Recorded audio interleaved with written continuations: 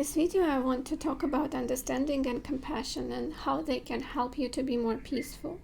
And also I will share with you a couple of examples of how brain might work, because I think that the more we know about brain, the more understanding we can be.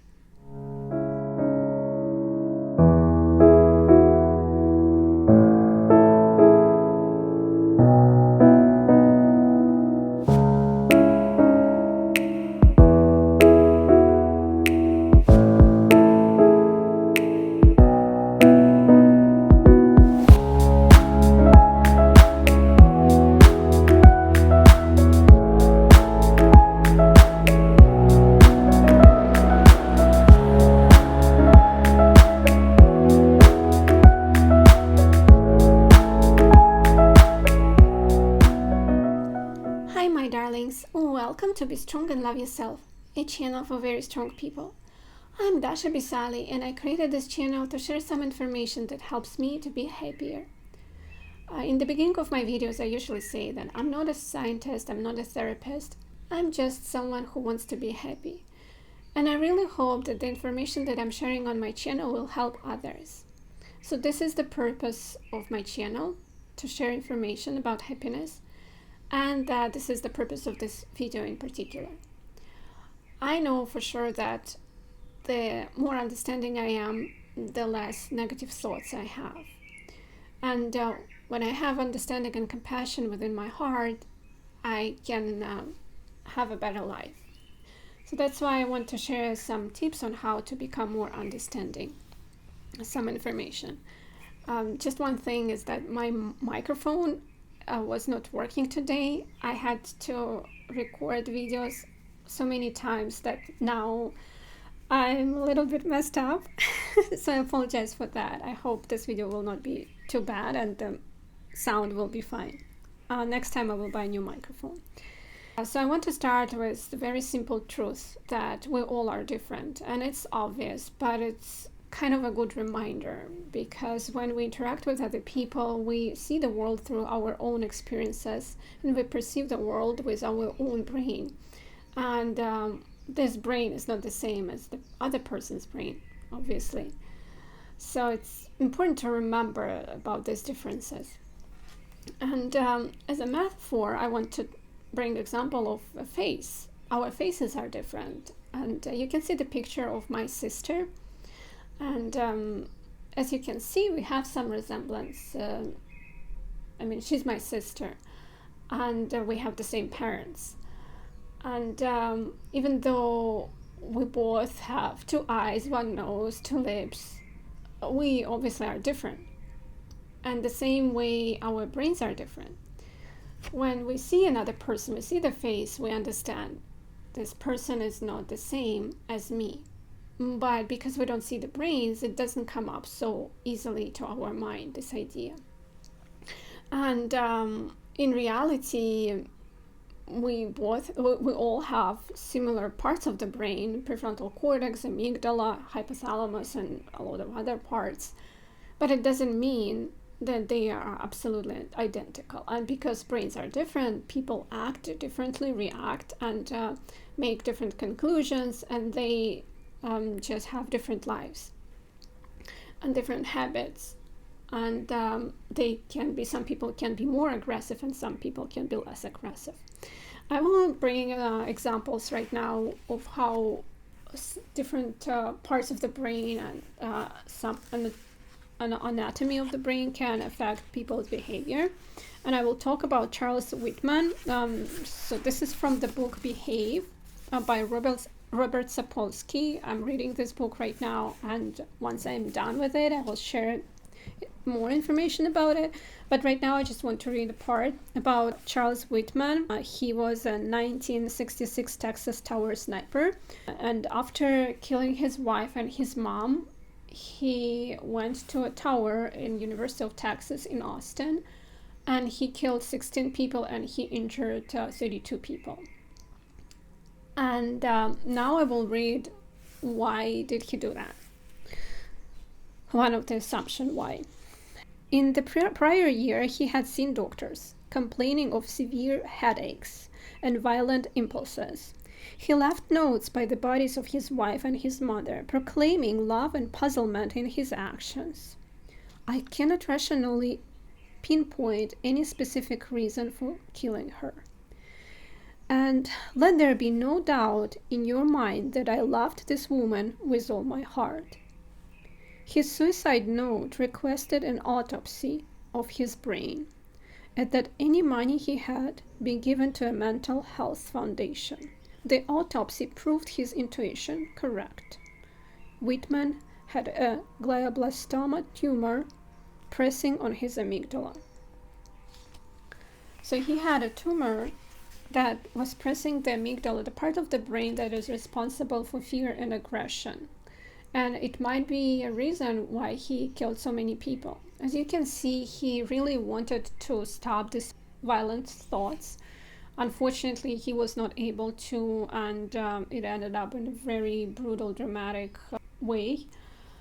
But obviously, he tried to stop himself, and he almost couldn't control himself.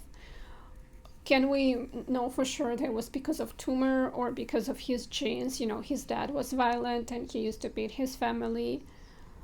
Or so what exactly was the reason of this behavior? We don't really 100% sure, right?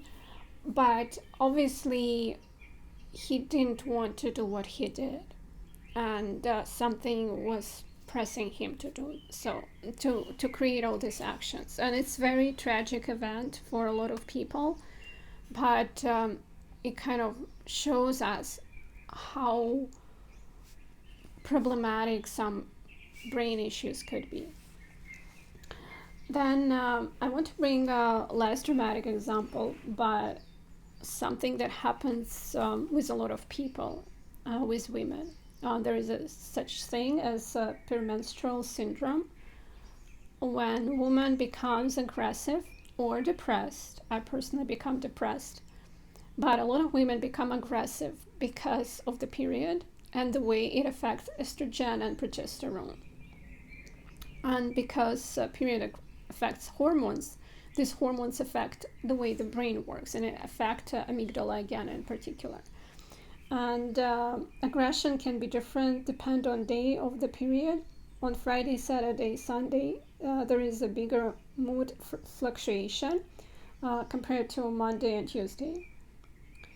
And sometimes siblings or sometimes family members, partners of women with this aggression actually ask women to go to doctor. It's not even woman herself, because it's very hard sometimes to be with the person who all of a sudden have this mood changes and becomes aggressive. But what is sad about this situation is that women don't want to be aggressive on purpose. It's just the way their biology works. I don't want to be depressed, and I have sometimes horrible depressions because of my period. And it's very hard to control. And you see, even day of the week might affect the behavior of the person. So there are a lot of things that can affect our actions, our behavior. And a lot of things we cannot control. And we are giving something by nature, and we have to deal with that. Some people like me, if I have depression and not aggression, it hurts me more. I don't go around and I don't try to hurt other people most of the times. But it's just because I'm lucky. Someone is less lucky and becomes aggressive, and then this aggressive person can have problems with friends, with family, and can end up being very lonely because of that. And that's why I think it's very important to be understanding towards other people.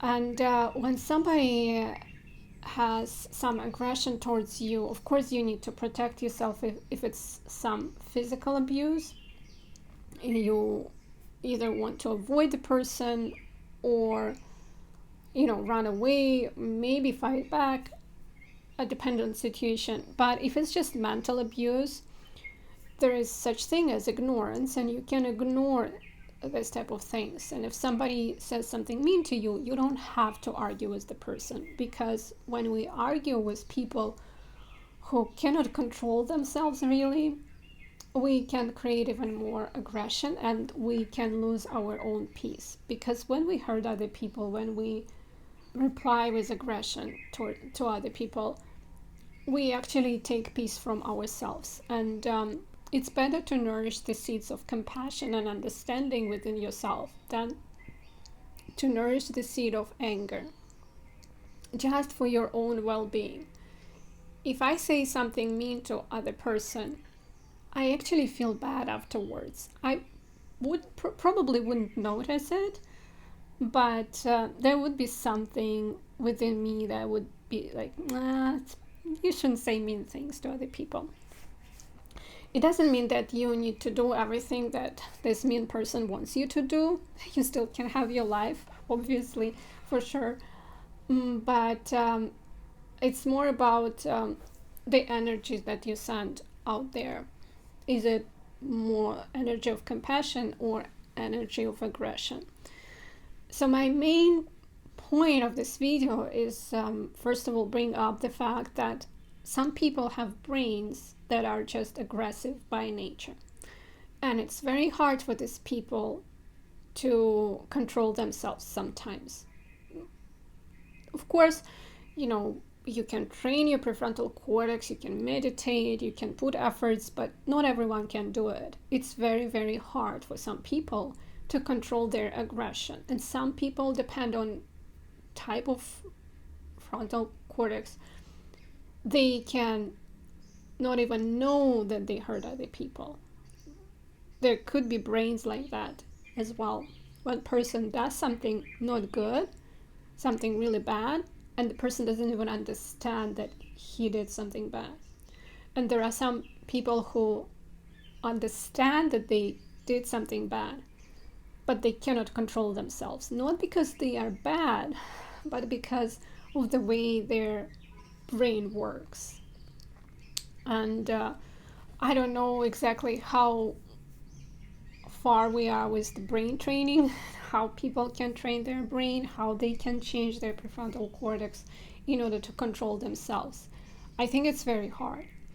And I think it's important to keep it in mind. We see sometimes people with disabilities, in wheelchair. We see people who don't have legs or arms, and we experience compassion when we think, oh, this person, I should help him, I should help people with disabilities. But we not always see people, that people's brains, and we never see people's brains, I should say, and we don't know what's going on in their heads, and we don't know what type of pain they have. And when people say something and it's just a way to express themselves, whatever we bring to this world, it's our expression.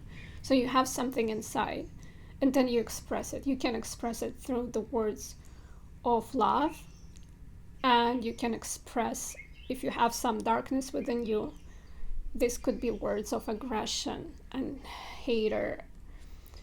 And if the person is happy and everything is fine with them, they wouldn't express some negativity. Again, it doesn't mean that if somebody is negative, you need to always support this person just because the person is not very lucky. No, you have the right to have your own life, and you don't have to support negative people, and you don't have to be a doormat and listen to all the negativity. But just understand for yourself that someone might be hurt, someone might have no peace within themselves. And if you can help. If you cannot, just try not to hurt even more. And this is the goal that I have for myself. I'm not perfect, God no. I can say mean things. Sometimes I cannot control myself either. But I think if we understand that there are a lot of things that can affect our behavior, and sometimes it's very hard to control, it will be easier for us just to be in peace.